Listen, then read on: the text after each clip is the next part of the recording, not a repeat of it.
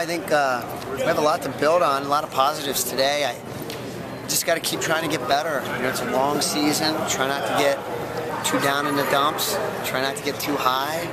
You know, it's a long year, so let's just kind of keep going back to work. We'll rest, we'll heal, and you know, we'll focus on improving and getting better.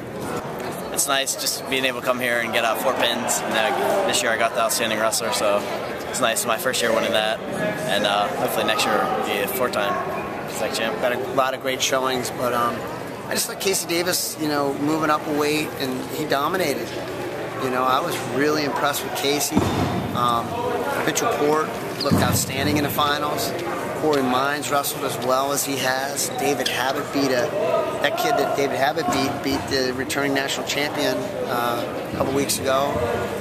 You know, Gresheimer's match was most exciting. It was, you know, all around. I just think, you know, we had a lot of positives. I just know, I know it was a big win the other night, but it's not the end of the season. The end of the season is March, so still training, still got to get better and improve. And there's definitely things I need to work on from that match the other day and even today.